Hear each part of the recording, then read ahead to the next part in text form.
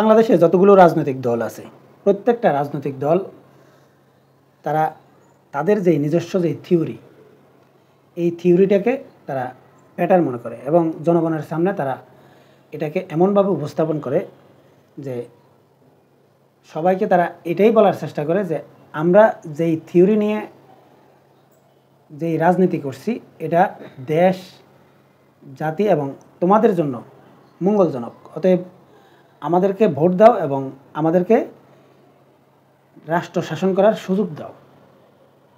এটা কিন্তু সবগুলো রাজনৈতিক দলই বলে। আর ইসলামিক দলগুলো কি বলে?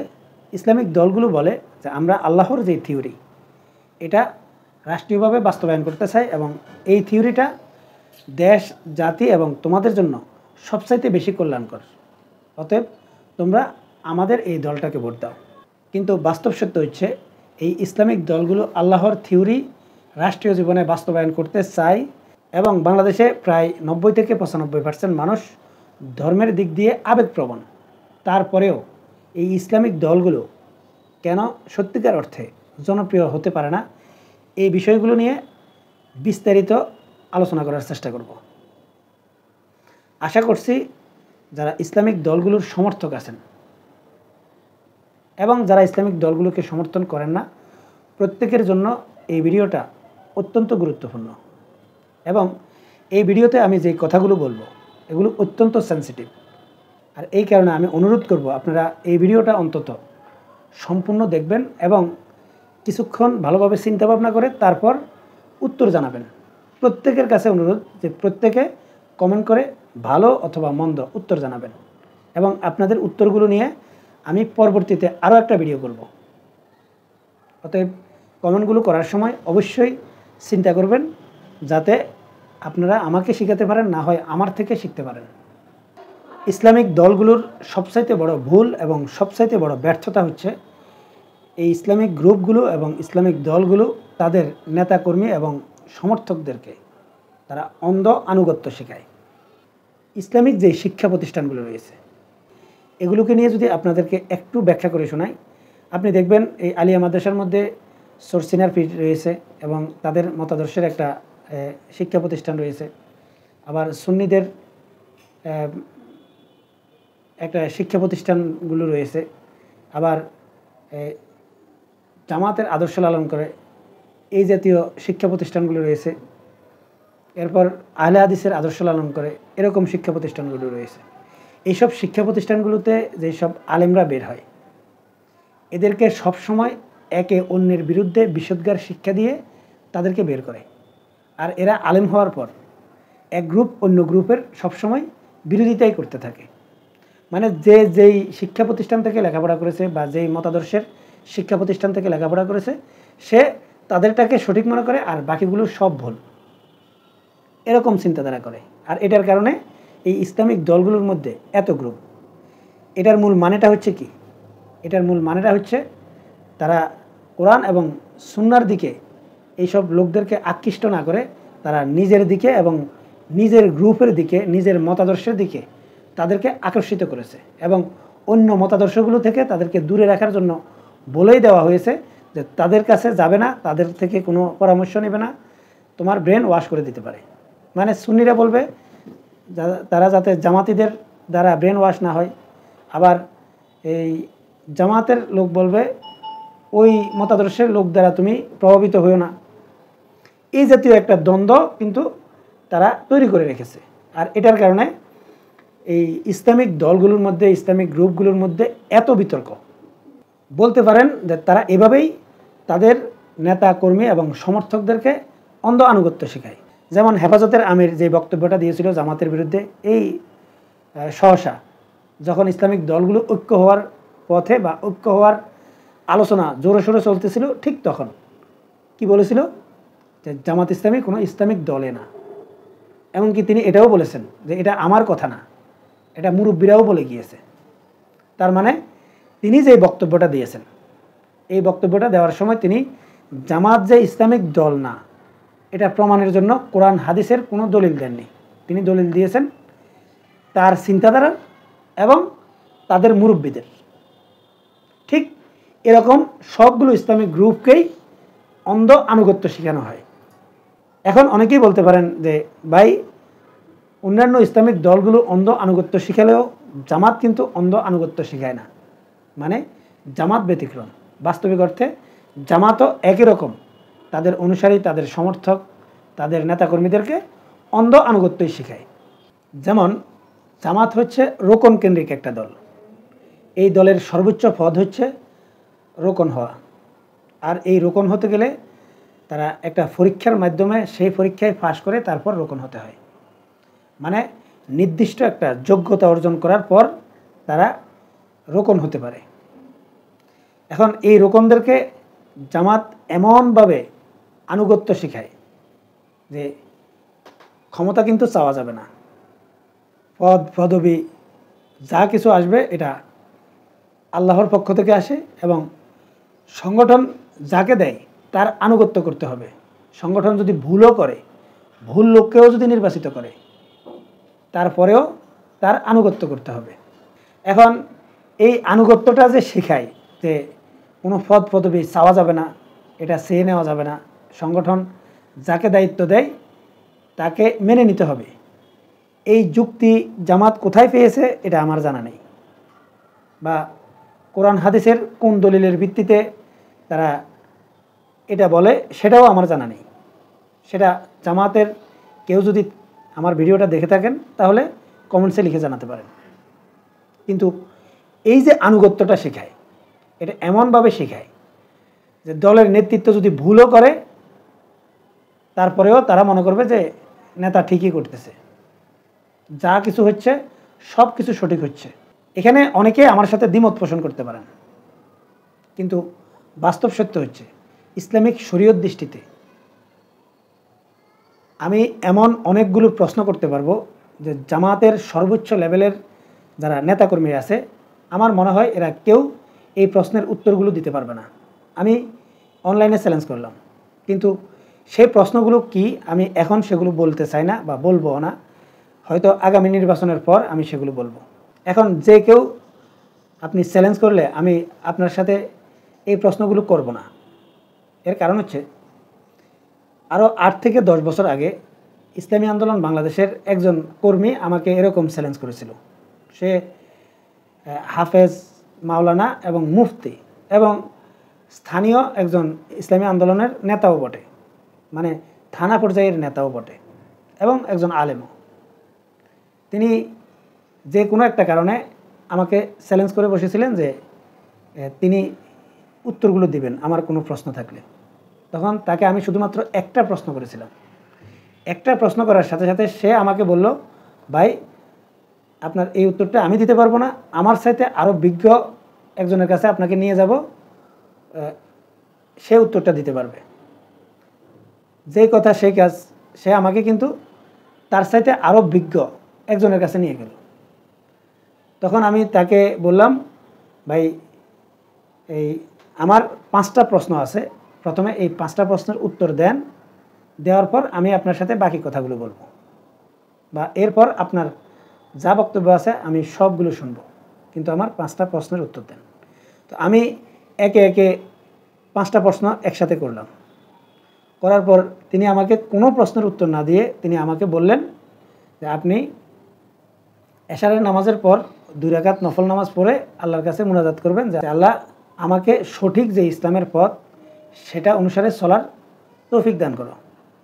তখন আমি ওনাকে বললাম, ভাই এই দোয়াটা আমি সবসময় করি এবং প্রত্যেকটা মুসলমানে এই দোয়াটা করে, যখনই সূরা ফাতিহা পড়ে তখনই এই দোয়াটা পড়ে যে এই সঠিক পথে যারা আছে তাদের অন্তর্ভুক্ত করে দাও। এটা সবাই করি আমরা। অতএব এটা বাদ দিয়ে আমার এই প্রশ্নের উত্তরগুলো দিন, যেগুলো আমি মনে করি যে ইসলামের সাথে সাংঘর্ষিক। তখন তিনি আমাকে আর উত্তরও দেননি এবং মোসাফা করে তিনি চলে গেলেন। তো এই কারণে বললাম আমি সাধারণ কাউকে এই প্রশ্নগুলো করতে চাই না। অতএব যে কেউ একজন চ্যালেঞ্জ করে বসলেন আর আমি আমার সময় নষ্ট করব, সেটা আমি করব না। যদি জামাতের মধ্যে কোনো নেতৃত্বস্থানীয় কেউ যদি থাকে যাদের কথার ওয়েট আছে এবং যাদের গ্রহণযোগ্যতা আছে, এরকম কোনো লোক যদি চ্যালেঞ্জ করতে চান করতে পারেন। আশা করছি আপনারা সেই চ্যালেঞ্জ মোকাবেলা করবেন না, কারণ এটা আমার পূর্ব অভিজ্ঞতা থেকে বলতেছি। যেমন আপনাদেরকে আমি একটা উদাহরণ দিই। আমি 2 দিন আগে একটা ভিডিও করেছিলাম যে জামাত তাদের 2024 সালের আয় ব্যয়ের যে হিসাবটা দিয়েছে, এই হিসাবটা সঠিক না, মানে সঠিক হিসাবটা দেয়নি। কিন্তু সেই ভিডিওর নিচে অনেকে অনেক ধরনের কমেন্ট করেছেন, কিন্তু একজন কমেন্ট করেছেন যে আমি আসলেই অনেক বড় পণ্ডিত এবং আমার কারণে এই ইসলামের ক্ষতি হচ্ছে, ইসলামিক দলগুলোর ক্ষতি হচ্ছে। বাস্তবিক অর্থে আমি শুধুমাত্র সেই ভিডিওতে এটা বোঝানোর চেষ্টা করেছি যে বিএনপি তাদের আয় ব্যয়ের যে হিসাবটা দিয়েছে এটাও সত্য না, আর জামাত যে আয় ব্যয়ের হিসাব দিয়েছে এটাও সত্য না, এটা প্রমাণ সহ দেখিয়েছি। এখন অনেকেই বলতে পারেন ভাই আপনার এই ভিডিওটা আসলে বিভ্রান্তিকর, মানে জামাতের যারা সমর্থক রয়েছে তারা বিভ্রান্ত হবে। বাস্তবিক অর্থে আমিও জানি এই ভিডিওটা সাধারণ মানুষ শুনলে বিভ্রান্ত হবে, কিন্তু বিভ্রান্ত হবে জেনেও আমি এই ভিডিওটা করেছি, কারণ আমি ওই দলের অন্ধ আনুগত্য এবং অন্ধ দালাল হতে চাই না বা অন্ধ সমর্থকও হতে চাই না। কারণ হচ্ছে সেই দলটাকে নিয়ে আমি যে আশা ভরসা করেছি, যেই কারণে এই দলটাকে আমি সমর্থন করতেছি, আমার মূল্যবান একটা সমর্থন আমি সেই দলকে ব্যক্ত করব, তাহলে সেই দলে ভুল এবং মিথ্যা থাকবে কেন? এখন বলতে পারেন এটা কৌশলগত। ভাই এখানে কৌশল ভিন্ন হতে পারত। যেমন আওয়ামী লীগ বলেন, বিএনপি বলেন বা জাতীয় পার্টি বলেন, এই দলগুলো মানুষের রচিত আইন দিয়ে তারা রাষ্ট্র পরিচালনা করতে চায়, তারা কোরআনের আইন দিয়ে রাষ্ট্র পরিচালনা করতে চায়, এটা তারা বলেও না। এখন কোরআনের দৃষ্টিতে যারা রাষ্ট্র পরিচালনা করবে তাদের মূল দায়িত্ব হচ্ছে যে আল্লাহর আইন যে সব মানুষের জন্য কল্যাণজনক এটা মানুষদেরকে বোঝানো, এবং এটা মানুষদেরকে বোঝাতে সক্ষম হলেই তারা এটা বাস্তবায়ন করতে পারবে আর মানুষের সমর্থনটা পাবে। কিন্তু ইসলামিক দলগুলো সাধারণ মানুষকে এটা বোঝাতে ব্যর্থ হয়েছে। ব্যর্থ হওয়ার কারণেই তো তারা ইসলামিক দলগুলোকে সমর্থন করছে না। মানে আল্লাহর আইন যে সবার জন্য মঙ্গলজনক এটা বোঝাতে ব্যর্থ তারা। কিন্তু এটা যদি আপনি বলেন তারা ব্যর্থ, তাহলে কিন্তু তারা আপনাকে আর পছন্দ করবে না। কারণ বলতে হবে তারা সব জায়গায় সফল, মানে যা কিছু করছে সব সঠিক, তাদেরকে ব্যর্থ বলা যাবে না এবং ভুলও বলা যাবে না, এমনকি তাদের বিরুদ্ধে কোনো অভিযোগও করা যাবে না। আপনি যদি বলেন যে অমুক ইসলামিক দল সৎ না, তাহলে আপনার খবর আছে। এখন এটা কেন বলা যাবে না? কারণ তারা অন্ধ আনুগত্য করে। যেমন আমার জানা মতে জামাত তাদের কর্মী এবং সমর্থকদের থেকে প্রতি মাসে যে ইয়ানত উঠায় এটা কমপক্ষে 50 লক্ষ মানুষদের থেকে উঠায়, এবং এই 50 লক্ষ মানুষদের থেকে কখনো 100 টাকার নিচে তো এখন বর্তমান বাজারে কেউ হাদিয়া দেয় না। 100 টাকা থেকে শুরু করে 1000 টাকা, 500 টাকা, 5000 টাকা, 10,000 টাকা, মানে বড় অ্যামাউন্ট আছে। এখন 50 লক্ষ লোক যদি 100 টাকা করে দেয় তাহলে 50 কোটি টাকা মাসে। আর অন্যান্য যে দানগুলো এককালীন দান, তারপরে জাকাতের টাকা সহ নানা রকম কালেকশন করা হয়। কিন্তু বাস্তব সত্য হচ্ছে এই যে বাৎসরিক যে হিসাবটা দিয়েছে, এই হিসাবে 50 কোটি টাকাও দেখানো হয়নি, মাত্র 29 কোটি টাকা দেখানো হয়েছে পুরো বছরে। তার মানে প্রতি মাসে 2 থেকে 2.5 কোটি টাকা দেখানো হয়েছে। কিন্তু বাস্তবতা হচ্ছে জামাতের উচিত ছিল যে তাদের প্রকৃত আয় কত এটা সুস্পষ্টভাবে সবার সামনে পাবলিক করা। এখানে টাকাটা কোথা থেকে রোজগার করছে? কর্মীদের থেকে। কিভাবে নিচ্ছে? দান হিসেবে, হাদিয়া হিসেবে তারা সংগঠনকে দান করেছে। অতএব দানের টাকা এখানে অবৈধ না। সবগুলো রাজনৈতিক দলে বলে যে তারা নেতা এবং কর্মীদের থেকে বা নেতা কর্মীরা দলটাকে ডোনেশন করে সেটা। তাহলে এখানে 500 কোটি দেখালেও কি, আর 50 কোটির দেখালেও কি, আর 29 কোটির দেখালেও কি, যদি তারা স্বচ্ছ হয় এবং এটা যদি সাধারণ মানুষ দিয়ে থাকে তাহলে তারা এটা স্পষ্টভাবে জানিয়ে দিতে পারে, এবং তাদের যে মান্থলি যে খরচ এটাও সঠিকটা দিয়ে দিতে পারত। তারা যদি সঠিকভাবে দিত তাহলে অন্যান্য দলগুলোও সঠিক তথ্য দিতে বাধ্য থাকতো। কারণ তারা যদি তখন এই 15 কোটি 16 কোটি 10 কোটি 6 কোটি 4 কোটির হিসাব দেয়, তখন জনগণ মনে করবে যে ওই দলটা ছোট, তার যদি এত টাকা আয় এবং ব্যয় হয় তাহলে এই দলটা অনেক বড় এবং তারা ধনীও, তাহলে এই দলে আয় ব্যয় এত কম কেন। সত্যিকার অর্থে মানুষ সত্যটা বলতে পারতো, সত্যটা জানতো। এমনকি এতে জামাতেরও উপকার হতো। জামাতকে নিয়ে যত সমালোচনা আছে এই সমালোচনার জবাবগুলো সেখানে হয়ে যেত। কারণ জামাত জাকাতের টাকা কত টাকা উঠিয়েছে এবং কত টাকা খরচ করেছে এবং কাকে কাকে দিয়েছে এটা জনগণের সামনে স্পষ্ট হতো এবং জনগণ জানতো যে জামাত আসলে এই কাজগুলো করে, টাকাগুলো নিয়ে এই কাজগুলো করে, এটা স্পষ্ট থাকতো। এতে জামাতের গ্রহণযোগ্যতা আরও বেশি বাড়ত।